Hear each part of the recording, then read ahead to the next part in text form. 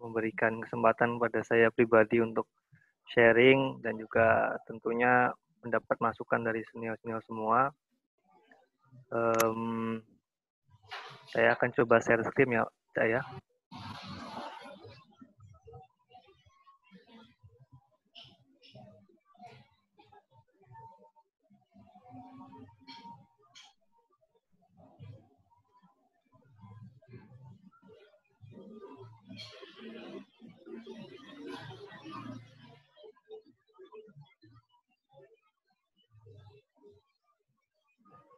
Apa sudah keluar, Cak? Ya, bisa keluar, jelas.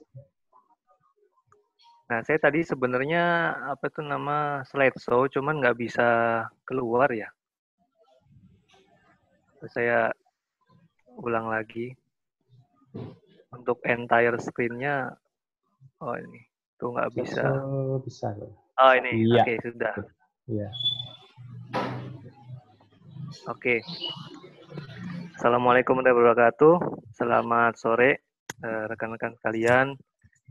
Terima kasih banyak kesempatannya yang diberikan kepada saya untuk sharing tentang pengalaman saya dan juga apa yang saya pelajari di perusahaan saya sendiri. Maksudnya kerja di perusahaan orang sih, cuman di PT Chandra Asri ya. Target audiens dari materi saya sebenarnya untuk yang new engineers, entah itu RBA engineer ataupun inspection engineer untuk mengetahui tentang static equipment dan basic code dan standar.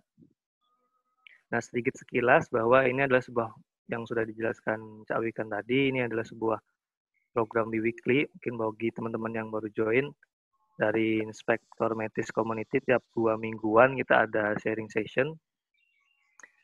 Yang pertama ada Cak Awan udah sharing tentang visual inspection, lalu yang kedua ada Cak Ice tentang list based inspection, dan yang terakhir ada Mas Ben, Mas Benjamin Bugaran ya, legend kita bersama, udah sharing tentang API 653 atau Tank.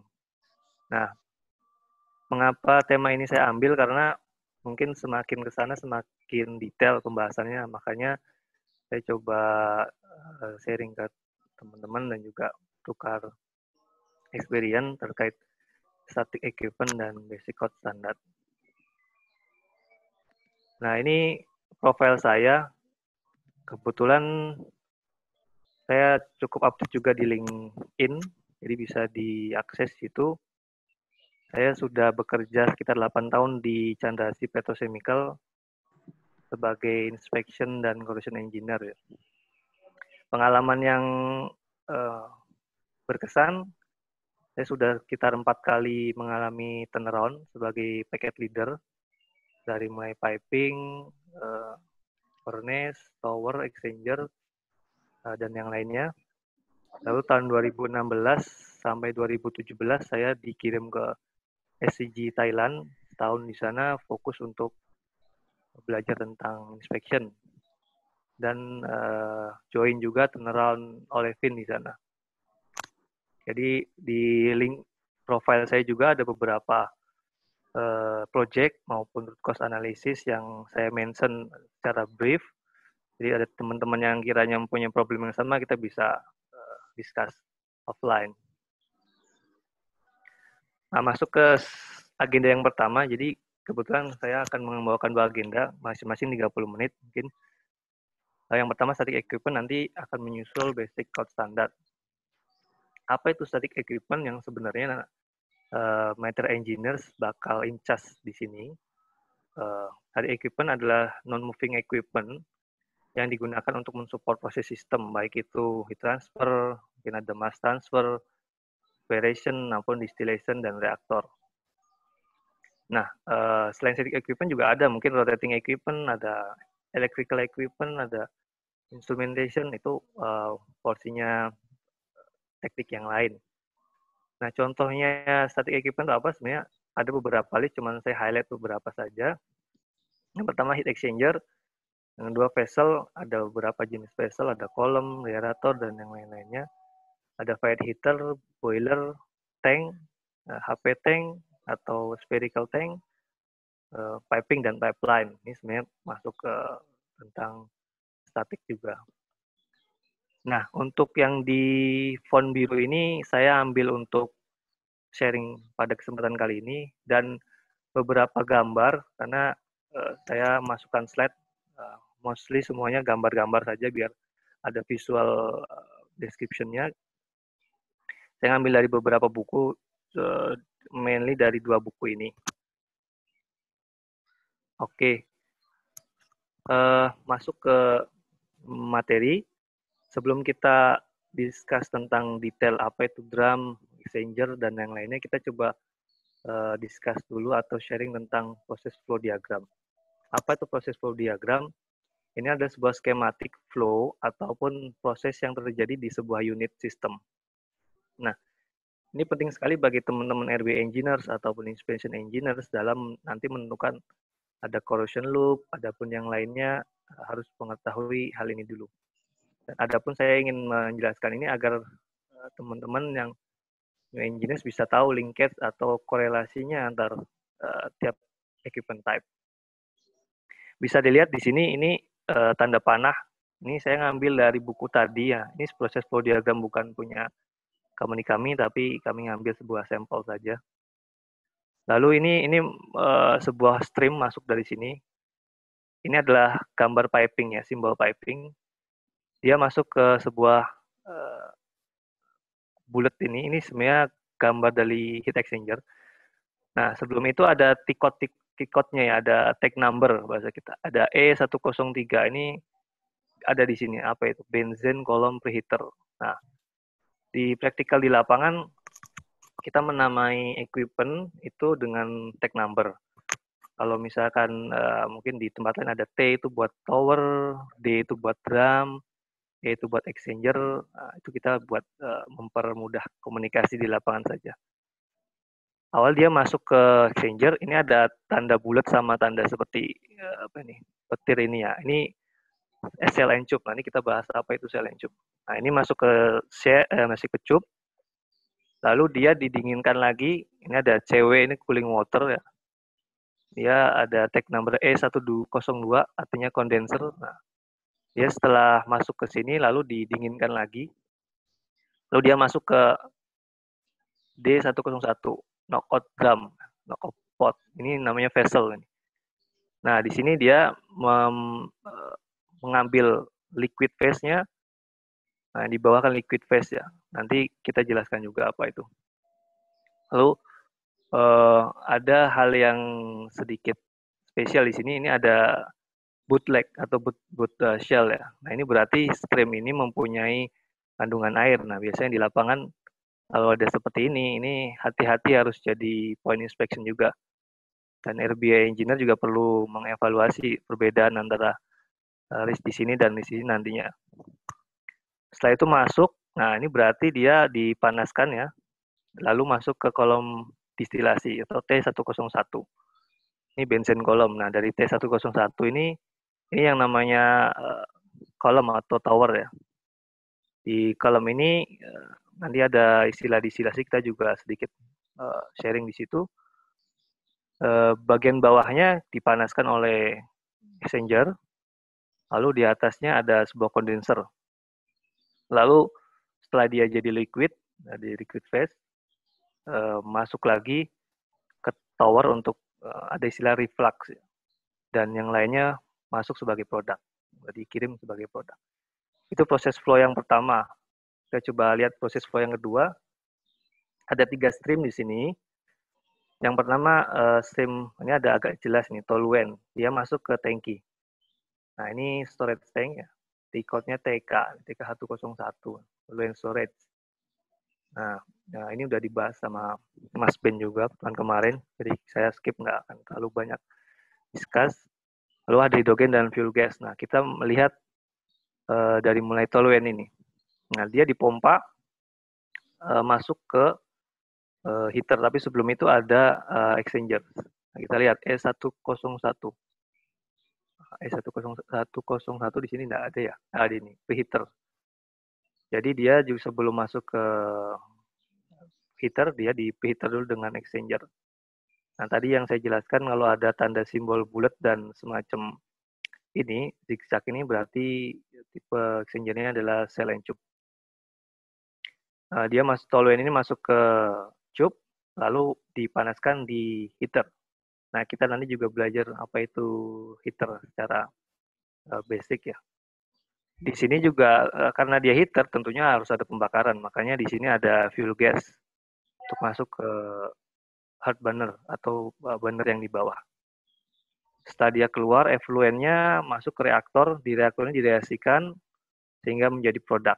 Nah, overview ini kami coba sampaikan agar dapat gambaran mengenai tadi sekilas tentang fungsi-fungsi drum, tower, heat exchanger, tank, fire heater, dan reaktor.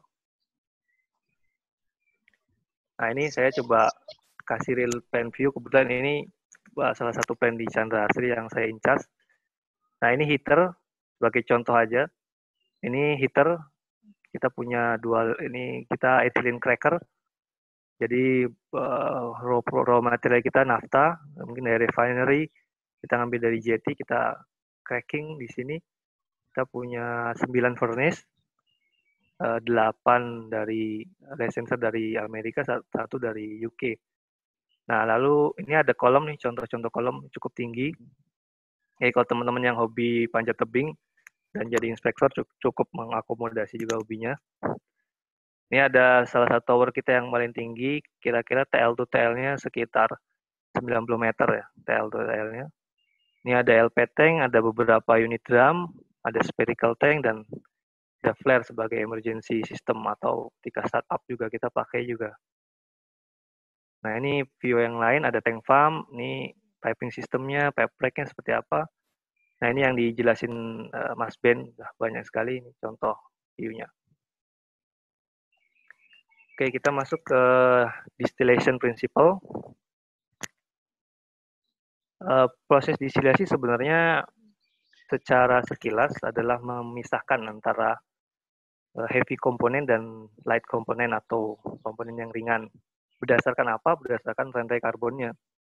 Ngaruhnya nanti ke boiling point tersebut. Makanya di dalam distillation unit ada beberapa packet equipment. Yang pertama tower itu sendiri atau apa tadi, column. Lalu ada juga reboiler. Nah, ini dan juga kondenser, ada akumulator dan yang lainnya.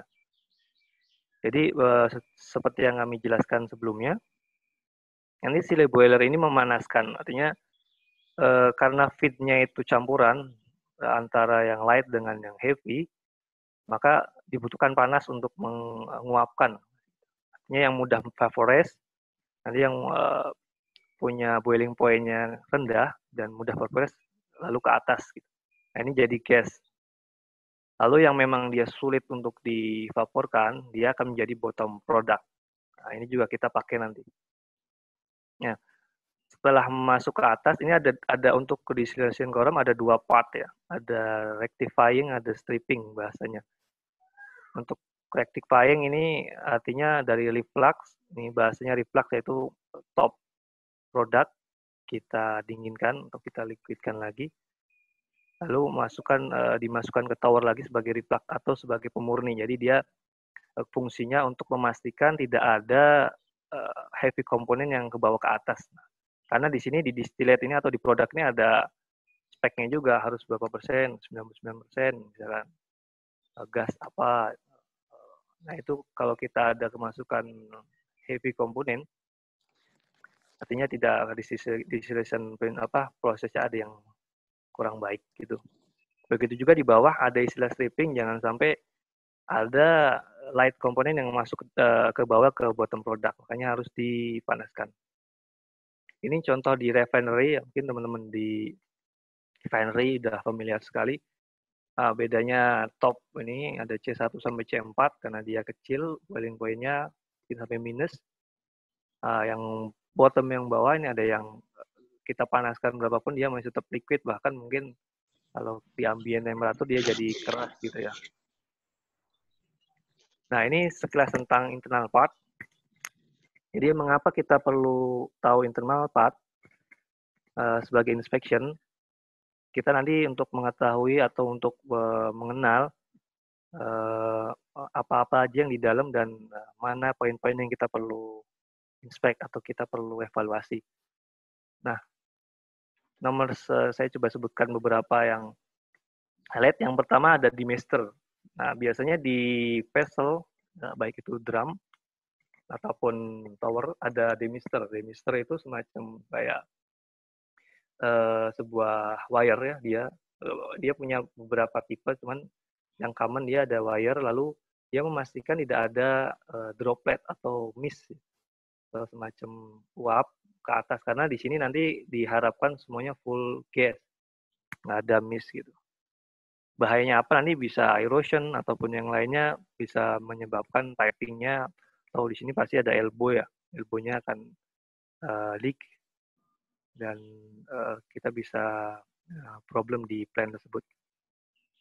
Lalu yang dua ini ada untuk komponen utamanya ada head, ada shell.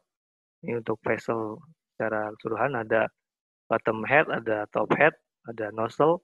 Nozzle ini gunanya untuk connecting bersama piping, ini compensate load bersama piping nanti. Lalu di sini saya tambahkan sedikit karena harusnya ada manhole, karena ini terlalu kecil menurut saya gambarnya.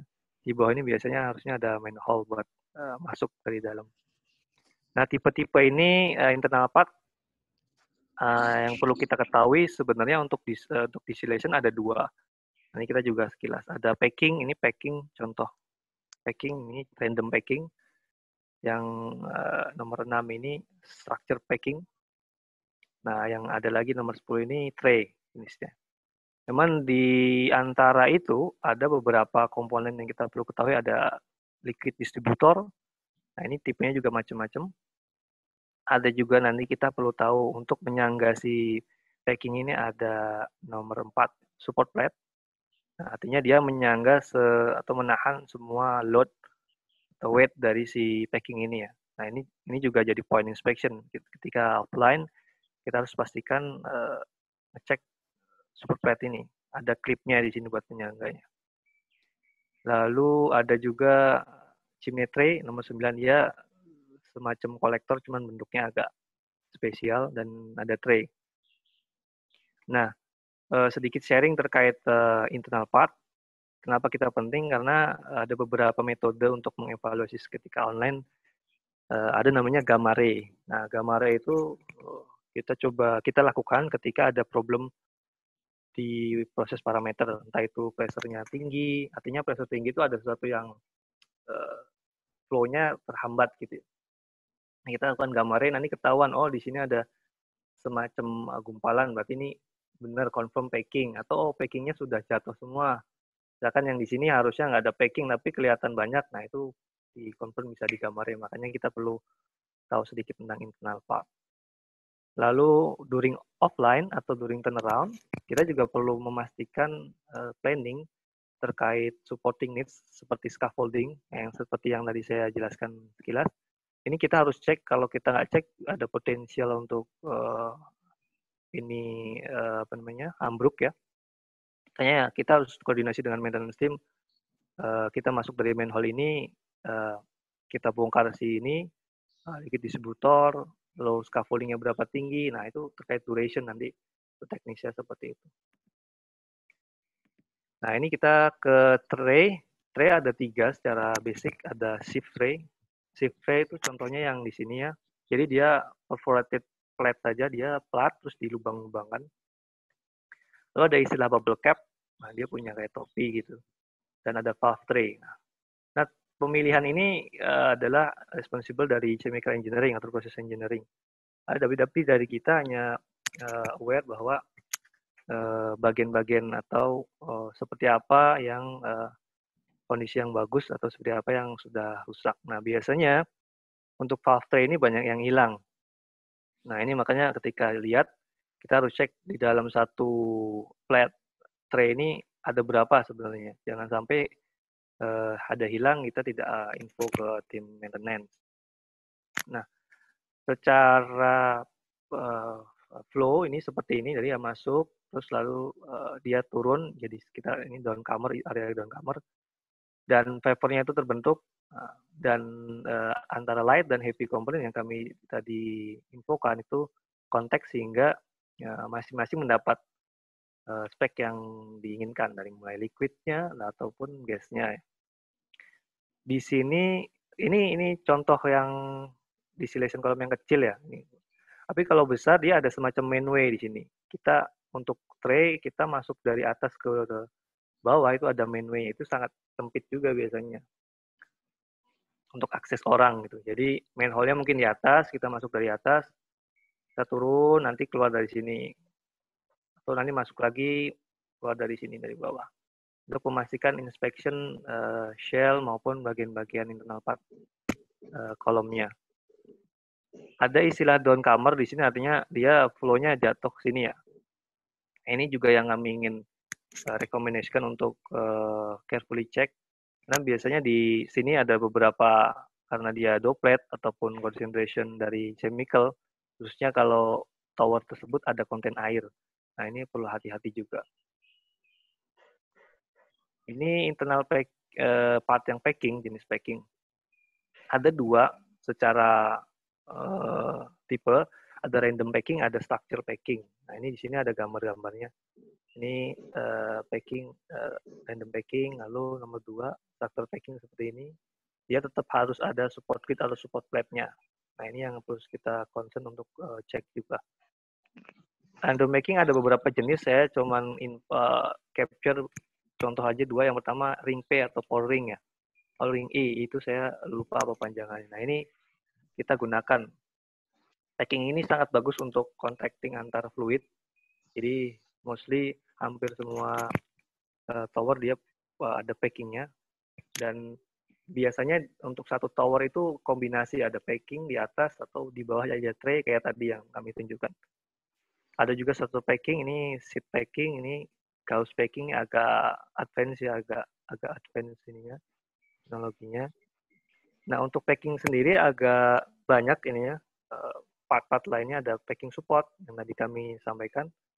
Lalu liquid distributor juga ada banyak tipe, ada yang spray, ini pipe type, ada yang jadi kayak dia kayak bikin spray gitu. Ada yang juga tipe tuh seperti ini tipenya, dan yang kami info tadi demister. Ini tampak luarnya, jadi dia ada wire-wire untuk menangkap ya di sebelum ke atas gitu. Nah ini external part. Ini kami ngambil dari API 572. Ini external part dari mulai 1 ada anchor bolt, 2 ini skirt. Nah, ini main hole yang kami tadi udah sebutkan. Ada part-part yang kami ingin highlight adalah stiffener ring di sini atau insulation ring nomor 4 ini. Dan juga ada level glass sini nomor 6. Nah ini di foto-foto udah kami coba sebutkan ya. Ini nomor 2 ini skirt, ini skirt. Lalu ini main hole. Nah ini stiffener ring. Stiffener ring itu biasanya buat wind load atau apa karena dia terlalu tinggi untuk kompensasi si vessel tersebut. Jadi biar nggak deflect gitu nanti. Nah ini mechanical engineer dia yang desain berapa ring yang dibutuhkan dengan tinggian sekian, dengan thickness vessel sekian gitu. Nah ada satu yang kami ingin concern itu, nah ini nih. Kalau ini ada 2 vessel, ada yang biasanya di insulasi, mostly hampir semua distilasi di insulasi. Insulasi adalah sebuah untuk memaintain heat-nya dia nggak loss gitu. Karena tadi kan prinsipnya kita harus memvaporize si fluida ya. Tapi ada juga yang nggak diinsulasi. Nah khusus yang diinsulasi hati-hati dengan mungkin yang tadi yang saya sebutkan stiffener ring ini harus dibuka, harus dicek. Lalu di bawah sini ada nozzle, dia opening skirt. Nah di sini biasanya air hujan masuk atau apa, ini yang bahaya karena poin ini agak susah untuk nge-repairnya. Kita harus potong sini dan harus turn around, dan itu harus shutdown dulu. Kalau online agak susah di sini. In case leak juga kita agak susah untuk online sealing ataupun stop leak-nya. Itu materi yang pertama. Yang kedua kita lanjutkan tentang heat exchanger. Ini sepertinya sudah dijelaskan bapak-bapak dosen atau ibu dosen di perkuliahan. Nanti sekedar brief untuk recall lagi tentang heat exchanger. Intinya ada radiasi, ada konduktif, ada konveksi. Ada pertukaran panas antara hot fluid dengan cold fluid. Nah, ini beberapa pattern yang ada di lapangan. Ada istilah co-current, artinya searah ya. Ini masuk keluar. Ada yang counter flow, ini yang masuk, yang satu sisi keluar. Ada yang cross flow dan yang lainnya. Nah, berdasarkan beberapa reference, heat exchanger ada dua family besar, regeneratif sama recuperatif. Kita nggak bahas tentang ini. Untuk recuperatif ada dua, ada indirect contact atau direct contact. Direct contact seperti cooling tower. Jadi cooling tower itu kayak kita masak air panas, terus kita untuk dinginin kita guyur lagi air dingin, tapi di atasnya dikasih fan. Kenapa? Karena kalau biasa kita guyurkan dua temperatur beda, ada uap ya. Nah, agar uap itu nggak akumulat, dia disedot ke atas. Ada fan-nya. Lalu yang kedua, water injection. Nah, ini kalau teman-teman familiar dengan sering inspect boiler, ada outletnya, ada di superheater namanya.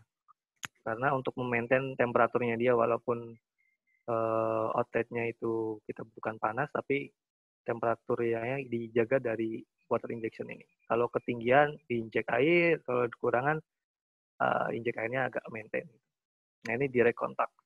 Dan direct contact ada 3, secara garis besar ada extreme surface, nanti ada sedikit sampel di fired heater, apa itu extreme surface.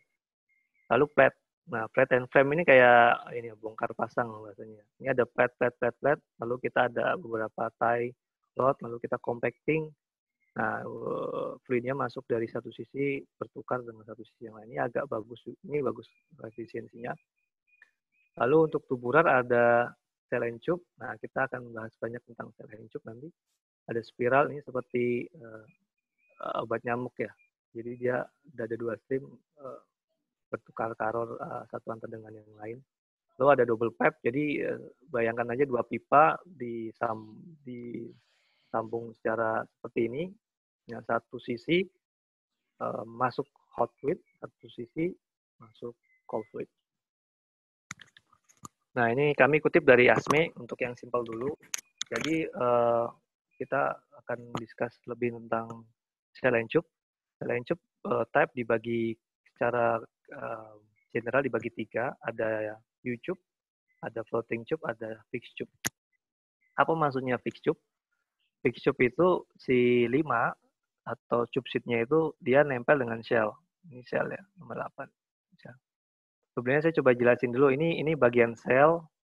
Nah, ini kita bagian shell. Ini bagian tube. Walaupun namanya nanti channel atau apa, tapi fluida masuk dari sini, keluar dari sini. Lalu atau sebaliknya. Ini fluida yang shell masuk dari sini, keluar dari sini. Nah, kenapa fixed tube? Karena si tube seat di welding dengan shell-nya. Kenapa tuh U-tube? Karena si U-tube dia bentuk tube-nya U gitu. Dia masuk dari sini, balik lagi. Dia nggak keluar dari sini, masuk lagi keluar ke atas. Yang floating dia bisa ditarik gitu ya. Sama kayak U, cuman dia bisa ditarik. Nggak bentuknya nggak bentuk U gini. Dia ada semacam 12 atau floating head untuk dia membalikan flow-nya. Nah, di sini ada beberapa yang saya coba highlight. Seperti ini nozzle, ini nomor 2 ini channel, lalu tadi tube seat di sini, nomor 3 flank, nomor 7 ini tube, ini ada baffle, nomor 9 ini baffle atau super pad. Ini kalau kita ada expansion joint-nya, ini untuk yang fix. Kalau yang U-tube, ini tube-nya U, lalu tetap sama, tadi ada baffle-nya. Ya, tapi bedanya yang ini ada precision partition plate atau pass partition-nya. Ini ada channel cover ya. Untuk floating juga hampir sama, ada pass partition-nya. Nah, kalau teman-teman nanti dapat assignment untuk buat exchanger ataupun inspect exchanger ataupun evaluasi exchanger, kita commonly kita harus tahu apa sih tema type-nya. Nah, tema itu yang internationally digunakan untuk mendesain exchanger. Nah, apa yang kita coba cuplik dari tema itu ada tipenya.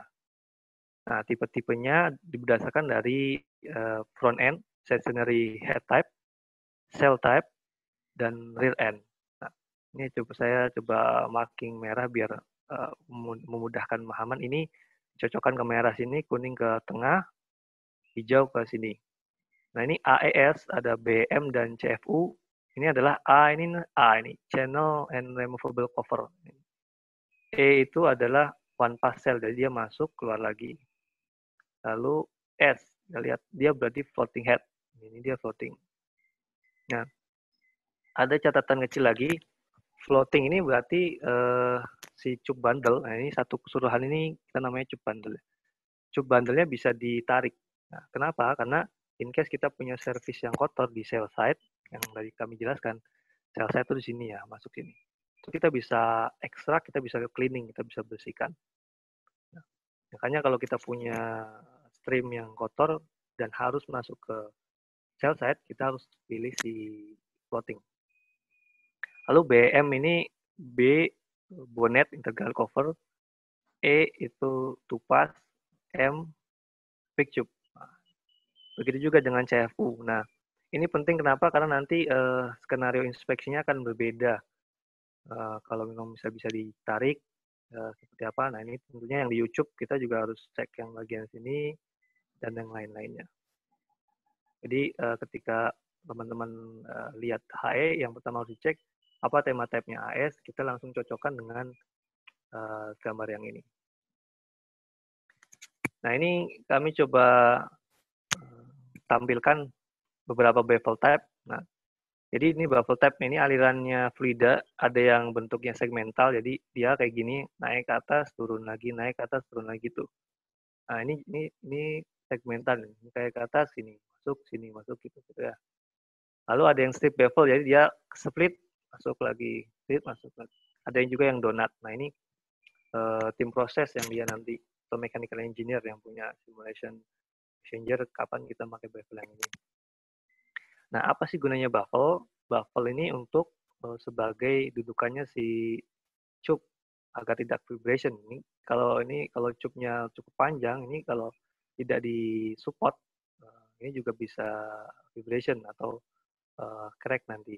Yang kedua sebagai heat transfer. Jadi dia bikin semacam turbulen gitu ya. Biar heat transfernya lebih bagus antara satu sisi dan satu sisi yang lain. Ini saya centang ini ada investment plate. Ini biasanya di inlet nozzle. Kalau inlet nozzle-nya di atas. Jadi ada semacam plate, dia digunakan untuk biar nggak erosion yang bagian sini ya. Nah, ini cup bundle part ada baffle, ada cup yang ini belum di join. Ini tie rod. Nah, ini tie rod ini gunanya untuk apa? Tie rod ini untuk spacing si baffle, karena baffle-nya ada ketentuannya juga berapa untuk jaraknya, makanya dia harus ada tie rod, dan juga untuk penyangga menyangga si baffle tersebut. Nah, tadi kita udah discuss tentang shell, ini tentang cup. Ada istilah pas. Pas itu jadi berapa kali si fluid itu melewati cup ya.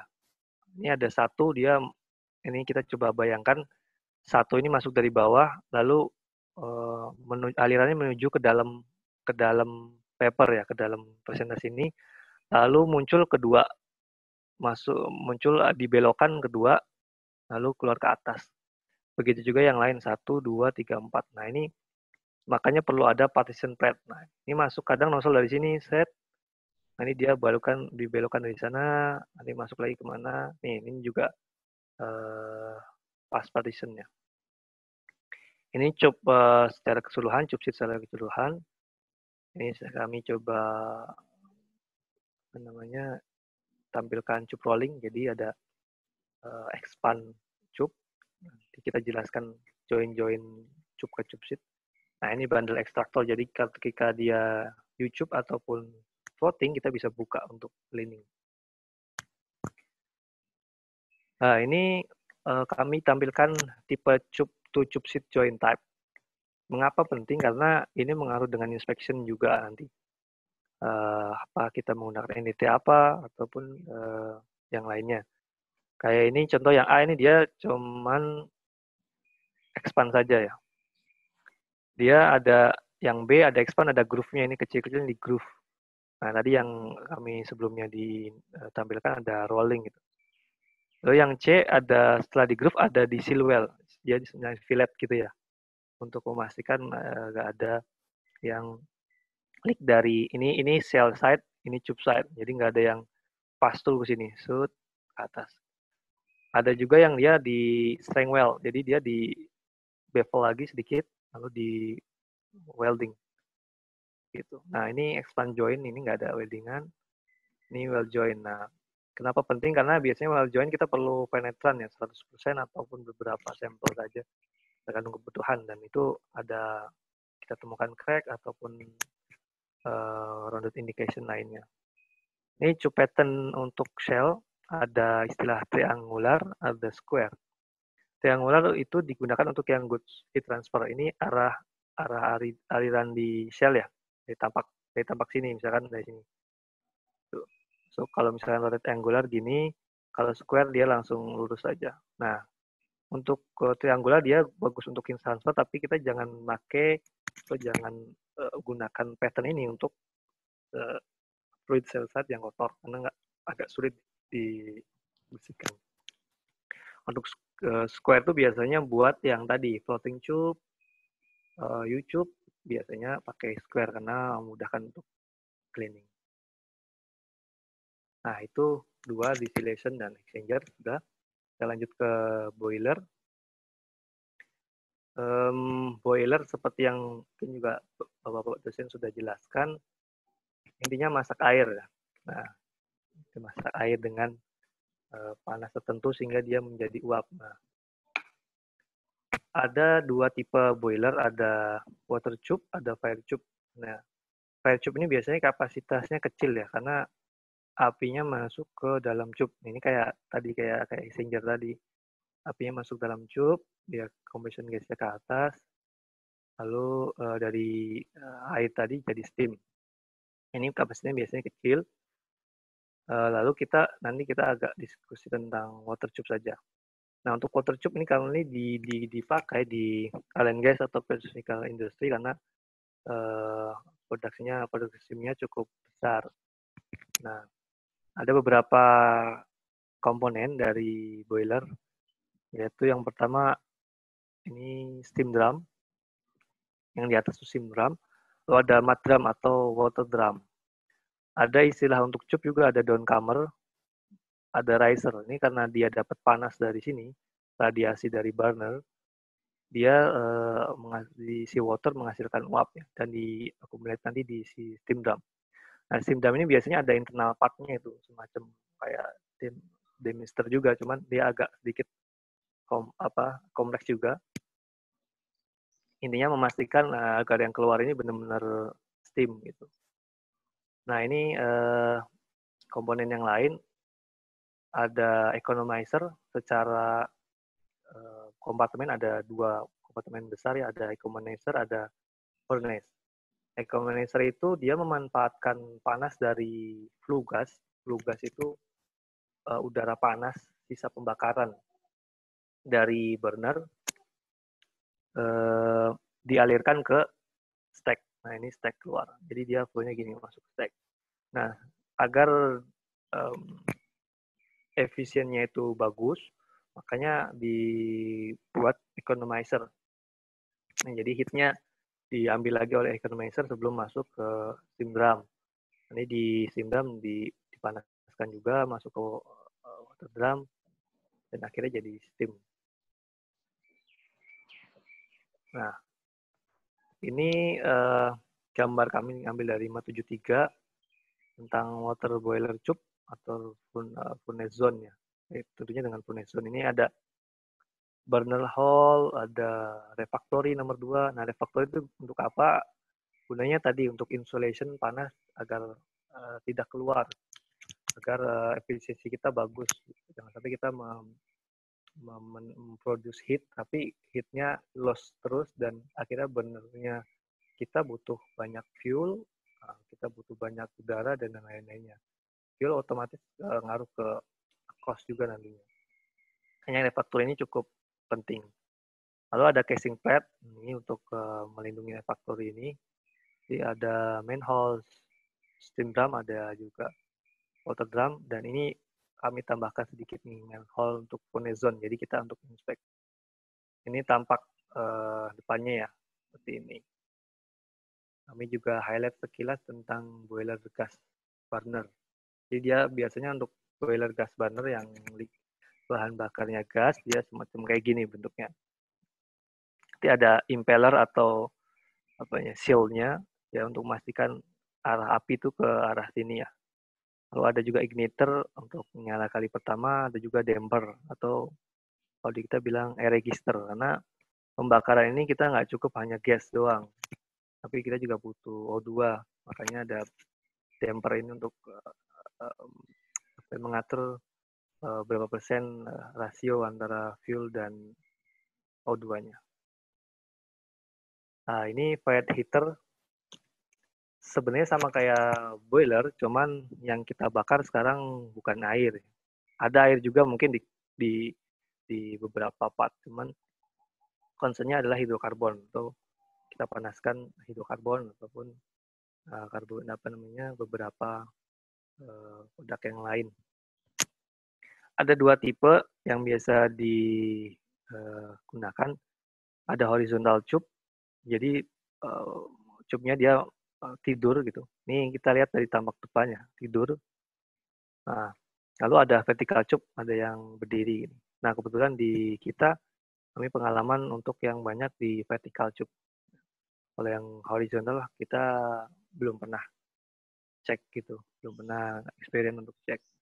Nah, di sini ada istilah yang perlu di note. Kalau di boiler ada istilah economizer sama furnace. Kalau di fired heater ada istilah convection dan radian. Sebenarnya sama, untuk radian itu maksudnya heat transfer di tube ini adalah dari radiasi, dari burner ini. Nah, dia diambil dari radiasi. Kalau convection tadi dari konveksi ya, jadi karena flue gas tadi. Nah, sebelum keluar ke stack, dia diambil oleh si convection ini. Nah, untuk burner, kita lihat ke sini, ada 3 burner biasanya. Ada primary, ada pilot, ini buat yang nyalain, ada secondary. Nah, ini untuk backup-nya si primary. Nah, ini ada tanda bintang biru, ini burner tile. Kenapa penting? Karena ini biasanya buat dudukannya si burner. Nah, burner tile ini juga penting untuk udara, campuran antara udara dan fuel gas. Lalu ada castable bottom floor juga di sini. Nah, ini contoh hard burner dan wall burner. Jadi ini castable bottom floor. Ini dari refactory bahannya ya. Jadi untuk insulation lagi gunanya untuk memaintain heat hanya ada di furnace saja di radian ini. Ini hard burner tadi ada komponen primary, secondary dan yang lainnya. Lalu untuk wall burner ini ada tile-nya juga di sini. Ini tile-nya si hard, ini tile-nya si wall burner, ini tip-nya si wall burner. Nah, ini detail part-nya. Ini yang tadi external pin tube seperti ini. Jadi dia untuk menambah surface area agar menangkap heat-nya itu lebih bagus. Nah, ini daerah convection. Kita nomor 1 ini ascending surface atau fin tube. Nomor 4 ini proses masuk dari sini. Nomor 3 ada heater box. Nomor 2 adalah refractory lining. Nah, di atas ini dia ada U-bend ya. Jadi bentuknya dari atas menuju ke bawah gitu nanti. Nah, di sini ada proses out, terus juga manhole. Lalu ada peep hole. Nah, ini peep hole ini biasanya digunakan oleh tim operation untuk melihat ya apakah ada biasanya kita mengukur metal temperaturnya apakah masih di bawah desain, biasanya ada desainnya maksimum berapa. Nah, ini beberapa part-part yang di white heater, the casing, tube support, ini tube support. Nah, ini radiant zone, di convection zone. Nah, di sesi yang pertama saya coba merep up sebelum masuk ke sesi kedua. Jadi kita tadi sudah discuss tentang PFD, lalu juga principle distillation, lalu column part. Ranger juga kita discuss banyak tentang seal and tube, boiler, dan juga white heater. Dari saya untuk season 1 selesai. Cawikan monggo jika ada masukan apa langsung ke season 2 apa bisa ada discuss juga sebelum season 2 nanti ada basic ke content standar langsung gitu. ada satu pertanyaan ini ya, dari Cak Awan di grup chat mengenai inspeksi HE, inspeksi heat exchanger yang biasanya ada cladding di channelnya. Berdasarkan pengalaman Cak Awan, ketika dilakukan inspeksi di internal claddingnya itu sering ditemukan crack sampai masuk ke dalam permukaan base metalnya. Bahkan seringkali dengan terpaksa dioperasikan meskipun crack tersebut ada karena terbatasnya Windows untuk shutdown. Nah, ada pengalaman nggak Cak Asep untuk antisipasi defect crack ini? Ini kami juga ingin konfirmasi ya, Cak Wikan, itu claddingnya di mana? Sisi tube apa sisi sel? Biasanya itu di sisi tube ya, di tube sheet-nya. Benar nggak ya, Cak Awan? Di channelnya, di head-nya ya. Oh, oke. Di channelnya itu ya, di front end ya, itu ya? Kalau sisi tube-nya itu biasanya kan untuk heat exchanger kan dia pakai refrigeran aja ya, untuk mendinginkan biasanya. Nah, itu relatif tidak korosif. Nah, untuk yang daerah channelnya sendiri, head-nya itu kan sering kita pakai cladding. Karena bentuk channel seperti itu dan mungkin stainless tidak terlalu proses pembentukannya lebih susah ya daripada carbon steel. Jadi kita pakai carbon steel dengan cladding. Nah, biasanya claddingnya itu berdasarkan pengalaman sih ketika kita lakukan internal inspeksi itu seringnya ketemu crack. Nah, karena ketemu crack, kita biasanya mau confirm nih cracknya sedalam apa. Nah, ketika kita lakukan gerinda untuk menghilangkan crack itu, biasanya tambah dalam, ternyata cracknya itu sempat tembus ke base metal. Nah, kalau sudah tembus ke base metal kan artinya dia udah di pressure retaining part-nya ya. Artinya itu akan berpengaruh pada integritas dari si heat exchanger-nya sendiri. Nah, maksud saya kalau misalnya kita bisa antisipasi ketika in service gitu, sebagai juga untuk monitoringnya itu mungkin Cak Asep ada pengalaman di Chandra Asri. Boleh tahu itu servisnya apa Cak ya, tube side-nya itu ya, channelnya itu? Sama temperaturnya berapa kira-kira estimate aja? Wet gas ya? Aduh, temperaturnya berapa ya? Gas tapi itu ya? Tapi dia saya lupa ya. Apa maksudnya gas atau liquid apa dia mix gitu? Ada gas tapi ada liquidnya juga. Wet gas. Jadi wet gas itu gas yang masih ada sisa-sisa kondensatnya sih. Oke. Kayak temperaturnya nggak tinggi ya, 300 nggak nyampe kan? Atau sampai? Nggak sampai. Kita nggak ada yang sampai tinggi kok. Bahkan untuk boiler kita aja nggak terlalu ini. Kalau di petrochemical kan lebih variatif ya, mungkin ada. Ini. Kalau saya nggak, boleh. Kita nggak sampai tinggi kok. Gimana Pak? Operating pressure-nya nggak tinggi. Operating pressure-nya nggak tinggi. Paling itu sebenarnya perlu bisa diadakan root cause analysis dulu, Cak, menurut saya pribadi. Jadi dicek apa yang fail ini, atau apakah si cladding-nya itu nggak kuat, atau memang si operating itunya yang excess dari kita integrity window ya. Nah itu mungkin dicek dulu. Kalau memang cladding-nya itu yang nggak kuat, kalau saya sendiri concern di temperatur aja, Cak, karena Cak Awan bilang crack bukan thinning ya. Kalau thinning oke lah, ini karena erosion atau corrosion mungkin thinning. Tapi kalau crack ini pada saya pribadi concern ke temperatur, makanya saya tanya temperatur. Nah, mungkin bisa didiskusikan sama mechanical engineer-nya, apakah cladding-nya itu cocok nggak. Kalau di kita pernah sebelum masang cladding kita lakukan fin element. Kita cladding, ini cladding yang lain bukan HE. Ada derator, ada cladding. Jadi antara si apa itu nama carbon seal dan si cladding-nya itu gimana sih desainnya, apa pakai plug type jadi gitu. Jadi dia jadi plat di opening dulu terus di welding fillet gitu, biar nggak ada thermal stress dan yang lain. Jadi untuk pengalaman belum ada Cak untuk yang cladding yang crack itu, cuman kalau dari kami pribadi menyarankan coba di RCA root cause analysis dan terutama concern di temperatur atau thermal expansion-nya dia itu. Paling itu Cak Awan. Mungkin ada yang bisa nambahkan terkait konten Cak Awan itu. Makasih Cak. Oke, makasih Cak. Oke. Berikutnya ini, ini ada diskusi di grup chat dari Cak Alfredo mengenai join tube ke tube sheet kombinasi expand dan silhouette. Itu sekuensinya aplikasi mana yang duluan.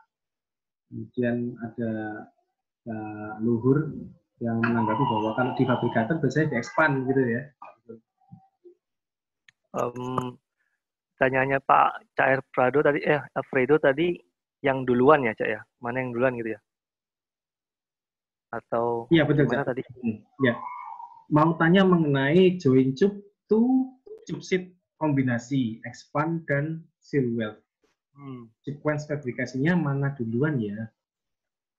Nah, itu kita juga pernah concern Cak, kadang kalau kita nge-expand terus welding dia, expand-nya itu dia ini lagi ya, apa bahasanya dia nggak nge-seal lagi lah. Ada beberapa teknis juga kita tetap expand dulu, tapi setelah welding kita nanti ini lagi di expand lagi, dicek lagi ini apa namanya kondisi dalamnya itu. Bisa kayak gitu, atau ya tadi sebenarnya tergantung dari sekuensinya si fabrikator dengan user sih sebenarnya Cak. Gitu Cak, mungkin ada yang bisa nambahkan atau koreksi kalau memang kurang tepat ya. Ada yang lain. Baik, itu untuk yang season 1. Mau dilanjut untuk season 2, Cak Asep, bagaimana? Lanjut. Ada waktu berapa menit lagi, Cak? Kira-kira. Ada waktu kira-kira 10-15 menit lagi, Cak. Oke, 10 menit aja mungkin. Monggo. Saya coba lihat. Ini jam 16.25 ya. Betul. Ini sebenarnya tentang code standar, artinya kadang-kadang kita new engineer atau di perkuliahan nggak tahu ya itu ASME itu buat apa atau gimana. Nah sebenarnya ada dua yang code dan standar. Code itu biasanya digunakan untuk fabrication, artinya untuk bikin vessel atau apa dan yang lain-lainnya. Untuk standar biasanya technical definition yang diproduce sama manufaktur, atau bisa dikatakan dengan kita membeli barang dengan quality yang sama atau juga kita melakukan testing. Nah, contohnya di sini ada ASME 8, ASME B31 itu code. Tapi kalau standar ada 36 atau ini buat testing dan tensile strength ya, dan yang lain-lainnya. Nah, saya coba cepat aja. Ini ada ASME BVPC, ini boiler pressure code. Jadi ASME itu ada banyak, tapi yang biasa kita gunakan adalah BVPC. Itu ada di sini juga kita nggak pakai semuanya. Biasanya ada section 2, section 5, section 8, biasanya juga kebanyakan divisi 1, dan section 9. Nah, ini guna-gunanya untuk apa? Kita coba lihat sekilas. ASME 2 ada 4 kompartemen. A sama B itu untuk membahas tentang material. Ada apa aja? Kalau kita mau tahu, ada product form, ada composition, make height treatment, strength level, and requirement. Untuk C itu ada apa aja? Ini sebenarnya buat welding, kita skip, nggak terlalu banyak. Nah, ini untuk D, ini untuk stress table. Ada allowable stress, maksimum temperatur, tensile strength pada saat temperatur tertentu, yield strength pada saat temperatur tertentu, dan physical properties. Nah, ini penting kalau teman-teman yang ngulik fitness for service atau fin element, ada data-data yang bisa diambil dari sini. Ada thermal expansion, ada Poisson ratio, dan lainnya. Nah, ini kalau teman-teman lihat, ketika kita dapat barang, lihat itu apa. Misalkan SA atau A315, langsung kita lihat ke ASME 2. 315 itu komposisinya berapa sih? Kita coba cocokkan dengan sertifikatnya dia. Terus tensile-nya berapa sih? Nah, ini ada di sini.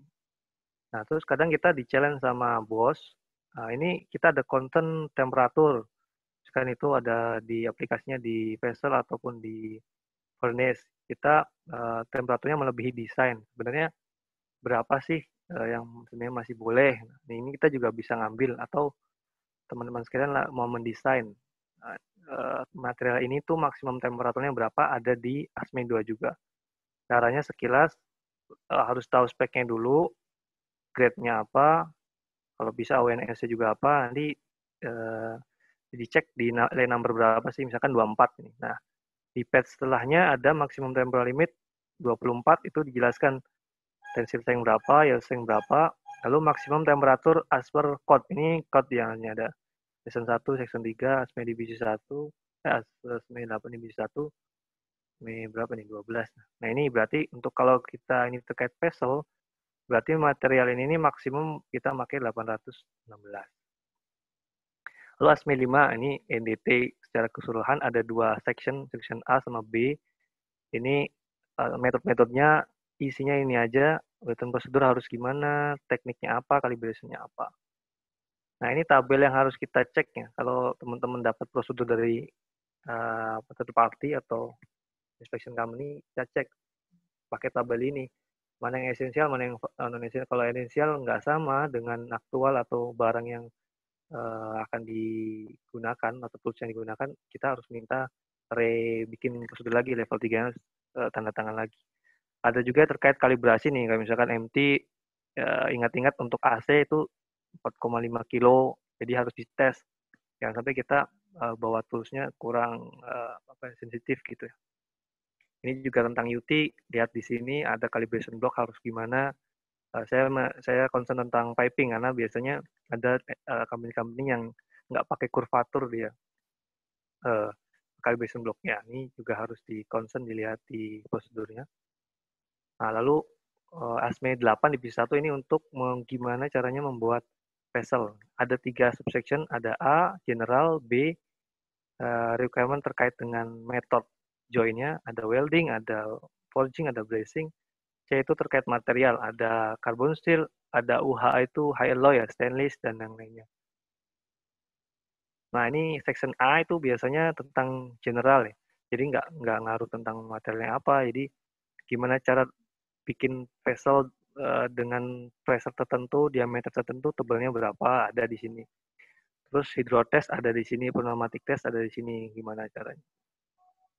Yang B, karena tadi tergantung dengan join-nya, ada welding, ada bracing. Kita untuk UW sendiri ada kayak kategorinya, terus apa sih full radiografi, mana jenis spek, spot radiografi itu gimana. Karena ngaruhnya nanti ke join efisiensinya, ngaruh lagi, balik lagi ke thickness yang dibutuhkan lagi yang di slide sebelumnya. Nah, ini section C, yaitu material ya. Salah satu yang kita bisa ambil dari sini ada PWHT, atau berapa sih PWHT-nya, kapan kita harus PWHT untuk P number sekian. Nah, P number nanti kita coba. Sebenarnya tadi di section 2 ada P number ya. Lalu untuk impact test, nah ini biasanya Mas Luhur yang paham banget ini. Kapan kita harus impact test? Ini berdasarkan tabel ini. Jadi material kita tuh masuk kategori A, B, atau C berdasarkan thickness tersebut. Itu minimum desain temperaturnya berapa. Kalau operatingnya lebih tinggi atau warmer than yang di sini, itu nggak perlu impact. Tapi kalau di bawah, impact atau ganti material. Nah, ini section 9 agak panjang. Intinya membahas tentang welding. Nah, saya juga mengutik sedikit tentang EP 577 karena dia saling berkaitan ya.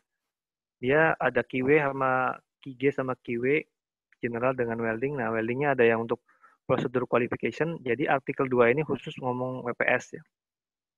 Ada 3 welding performance khusus ngomongin tentang WKT atau welder. Tapi kadang dia juga saling berkaitan nih ininya, korelasinya. Nah, HP9 ini tentang 3 tadi yang saya sebutkan, WPS, PQR, dan WPQ. Ini teman-teman mungkin sangat familiar sekali dengan WPS sama PQR ya. Tapi untuk teman-teman yang new engineers ataupun yang di mahasiswa yang ingin mengetahui tentang section 9 ini, bisa dibaca tentang kayak tabel ini. Untuk yang mereview PQR ini, berapa sih tensile sample, apa sih kriterianya, terus untuk bend test juga apa kriterianya, ini ada. Nah, untuk WPS, key-nya adalah kita harus tahu esensial sama supplementary esensial. Esensial sama kayak tadi SM5, kalau WPS sampai QR-nya ada perbedaan yang nggak cover di esensial karena ngaruh ke mechanical properties-nya, kita harus bikin WPS baru. Tapi kalau supplementary esensial terkait dengan yang impact tadi, kita udah berbahas tentang yang tadi ya, CS66 itu.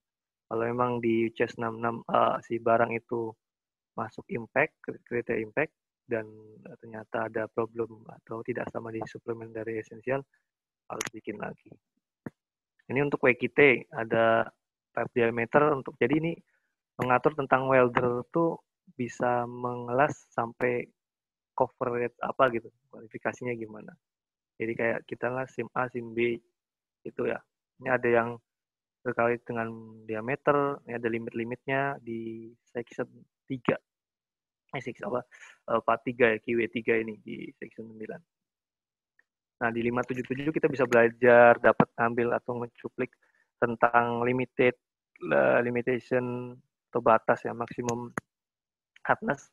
Jadi kita in service, cek hardnessnya berapa, di sini maksimumnya yang kalau lebih dari ini kita harus agak sedikit concern, entah itu kita lakukan replika atau apa, nanti bisa dicek lagi.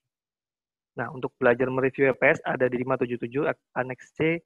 Lalu untuk kita kalau nggak punya bayangan itu ngelas itu pakai kawat las apa, ada di 577 juga.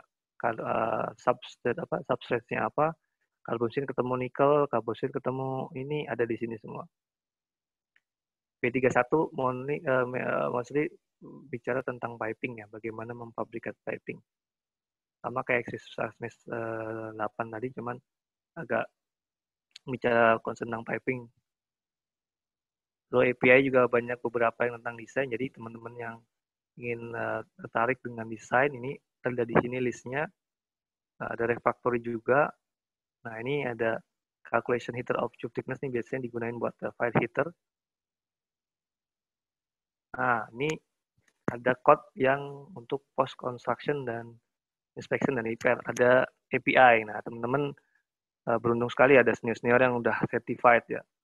Nah, untuk melihat atau untuk mau sertifikasi bisa klik aja di Google, cek body of knowledge of API 510, ini keluar. Nah, di situ apa-apa aja yang harus dipelajarin atau minimal kita tahu API 510 tuh belajar ini, jadi kita bisa belajar ini. Jadi kalau memang passion teman-teman mau jadi API inspector, bisa lihat sini body of knowledge-nya.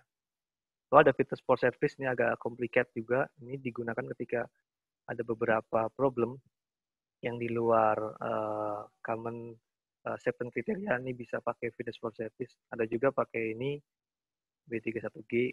Nah, ini masih C nih, display inspection untuk maintain asetnya. Lalu ada national board, ada spesifikasi 1, spesifikasi 2, how to repair, lalu spesifikasi 3 RBI. 570, 510, 653 sama semua. Artinya bagaimana menginspect, apa concern-nya, repair gimana, kalau ada alteration harus ngapain, re-rating harus ngapain. Ini concern di piping, ini ada maksimum intervalnya gimana, cara nyari remaining life gimana. 570 punya supplementary code, 574 ada contoh-contohnya juga. 510 sama, concernnya dia bilang tentang ada internal inspection, non-stream, external, thickness inspection, apa ada di 510 ini. Lalu dia juga bahas tentang mana yang dikatakan permanent repair, mana yang dikatakan temporary repair. Nah, ini ada contoh-contohnya nih. Jadi teman-teman kalau ingin tahu case-case yang di refinery ada di 572, tadi di piping 574. Jadi gambar-gambar kayak gini nih, ada demister rusak. Tadi kita sedikit discuss tentang demister, ada apa tuh tadi exchanger yang erosion, lalu ada nozzle. Ini 653 udah dijelaskan Mas Ben. Ini ada beberapa ininya, kontennya. Ada juga yang suplementarnya 575, ini tentang banyak diceritakan tentang inspection tanki. Lalu ada cathodic protection-nya juga, desain, liningnya juga, kapan kita milih ini, untuk apa, ada range temperature berapa, ada di 652 untuk tanki. Nah ini 571, kita juga perlu tahu untuk ketika kita dapat case, tadi kayak misalkan ada crack atau apa, kita cek di sini. Intinya materialnya yang kita punya apa, kita cocokkan dengan yang di sini, lalu critical factor-nya apa yang di concern, terus apa sih effective unitnya, appearance atau visualnya seperti apa, preventive dan inspection-nya apa. 573 untuk fight heater, ada recommended inspection dan acceptance kriteria, ada checklist, ini ada gambar-gambar juga. Ini bisa dilihat di 573. Nah ini ada, saya coba tambahkan, ini tentang duplex ya. Ini kita kalau punya material proses yang ada chloride-nya, dan kita nggak bisa eliminasi di temperatur berapa, kita harus milih material apa. Terus ASME 2 membicarakan tentang repair, tapi ada artikel khusus untuk berapa minimum required untuk heat exchanger ya, berapa persen dari cup, terus inspection effectiveness-nya pakai apa, ada iris, ada RFT, karena di RBI nggak terlalu concern tentang ini. Terus ada NES dan di NPGR ini khusus painting selection under insulation, ya ada bisa di sini. Oke, wrap up. Jadi kita di yang season 2 belajar dengan code standar, bedanya apa, ASME 8, W31, post-processor code udah banyak, dan example content. Sekian, Cak Ikan. Terima kasih banyak. Terima kasih Cak Asep. Ini bagus sekali untuk bagi mereka yang apa ya, yang beginner, mahasiswa yang setelah KP mau tugas akhir ini diberikan penjelasan seperti ini. Wah, ini mahal ini. Ya, jadi terima kasih. kan ada direkam juga, mungkin mudah-mudahan bermanfaat. Ini saya record, nanti kita bagikan ke YouTube-nya DPMM sehingga nanti semua bisa mengaksesnya. Monggo kalau ada pertanyaan atau yang mau didiskusikan, bisa raise hand ya, bisa raise hand gitu.